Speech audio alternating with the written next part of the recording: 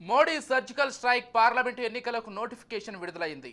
దేశవ్యాప్తంగా పలు విడతల్లో ఎన్నికలు నిర్వహించనున్నారు. ఈ మేరకు ఎన్నికల సంఘం ఎన్నికల నిర్వహణకు ఏర్పాట్లు చేస్తోంది. అధికార భారతీయ జనతా పార్టీ ప్రచార పర్వంలో మురిగింది.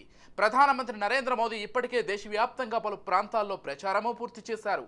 కొన్ని ప్రాంతాల్లో ప్రచారాన్ని చేపట్టనున్నారు. ఇక మిగతా ప్రతిపక్షాలు కూడా తమ స్థానంలో ప్రచారాన్ని సాగిస్తున్నాయి. అయితే కాంగ్రెస్ ముక్త్ భారత్ అనే నినాదంతో మరోసారి నరేంద్ర మోదీ వినూత్న విధానంలో ప్రచారం చేస్తున్నారు. అదే దిశగా అడుగులు వేస్తున్నారు. దీంతో కాంగ్రెస్ పార్టీ కూసాలు కదిలిపోతున్నాయి. పార్లమెంట్ ఎన్నికల ముందు ఆ పార్టీకి కోలుకోలేని షాకులు తగులుతున్నాయి.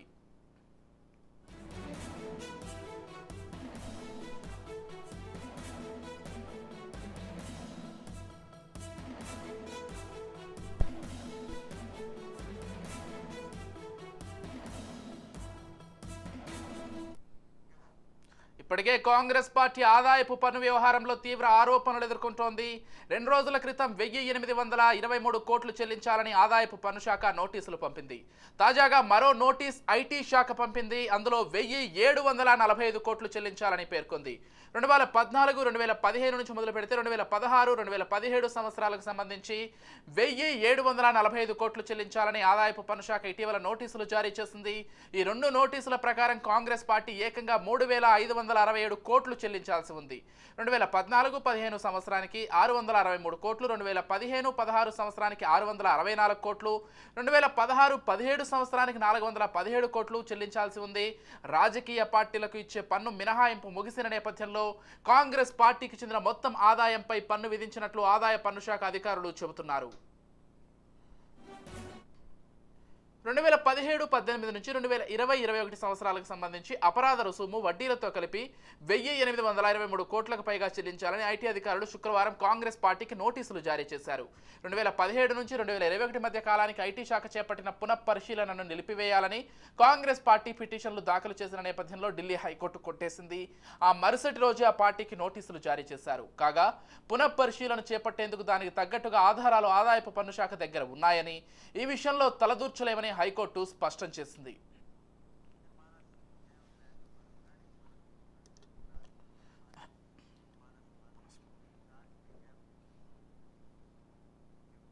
మొత్తంగా ఇదే అంశానికి సంబంధించి మరింత సమాచారం అందించడానికి మా ప్రతినిధి మానస్ సిద్ధంగా ఉన్నారు. ఐటీ విషయంలో ఇప్పటికే 2 సార్లు కాంగ్రెస్ పార్టీకి నోటీసులు ఇవ్వడం జరిగింది. మొదటిసారిగా నోటీసులు ఇచ్చినప్పుడు మొత్తం పూర్తిగా చూసినట్టయితే 1823 కోట్ల రూపాయలకి మొదటిసారిగా కాంగ్రెస్ పార్టీకి నోటీసులు ఇవ్వడం జరిగింది.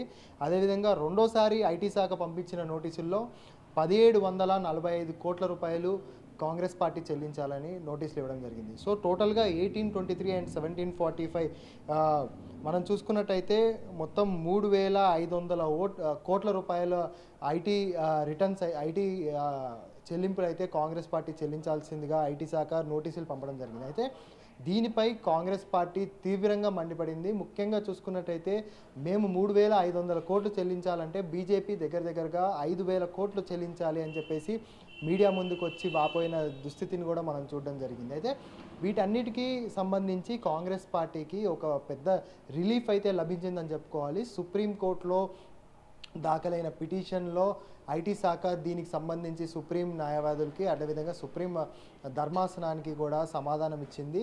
ఇప్పుడు ప్రస్తుతం ఎన్నికల వేళ అంటే పార్లమెంట్ ఎన్నికలు సమీపిస్తున్న వేళ పూర్తిగా ఎన్నికల నోటిఫికేషన్ ఎన్నికల షెడ్యూల్ కూడా వచ్చేసింది. కాబట్టి ఎన్నికలు అయ్యే వరకు ఏ పార్టీని కూడా మేము ఐటీ పరంగా డిస్టర్బ్ చేయమనేసి ఈ ఐటీ చెల్లింపులు ఎలక్షన్స్ వరకు కూడా తాము ఏ పార్టీ కూడా కాంగ్రెసే కాదు ఏ పార్టీకి నోటీసులు ఇచ్చినా కానీ వాళ్ళు చెల్లించాల్సిన అవసరం లేదు అని చెప్పేసి క్లియర్గా డిక్లేర్ చేయడం జరిగింది. సో ఇది ఒక కాంగ్రెస్ పార్టీకి బిగ్ రిలీఫ్గా మనం చెప్పుకోవచ్చు. కాకపోతే ఎలక్షన్స్ తర్వాత అంటే మోడీ సర్కార్ మరోసారి అగ్లే బార్ మోడీ సర్కార్ అంటూ ప్రచారం కూడా చేస్తున్నారు. అదేవిధంగా ఈసారి 400 సీట్లకు పైగా గెలిచి పార్లమెంట్లో తమ సత్తాని చాటాలని కూడా మోడీ సర్కార్ పూర్తిగా ప్లాన్ చేసింది. అయితే అదే కానీ నిజమయ్యి అంటే మోడీ సర్కార్ ఖచ్చితంగా అధికారంలోకి వస్తుంది అనేసి ఆల్రెడీ రాజకీయ విశ్లేషకులు కూడా తెలుపుతున్నారు. కాకపోతే ఒకవేళ 400 సీట్లకు పైగా గెలిచి మోడీ సర్కార్ అయితే అధికారంలోకి వస్తే కాంగ్రెస్ పై పూర్తిగా దాడి చేసే అవకాశం అయితే కనబడుతుంది. ముఖ్యంగా చూసుకుంటే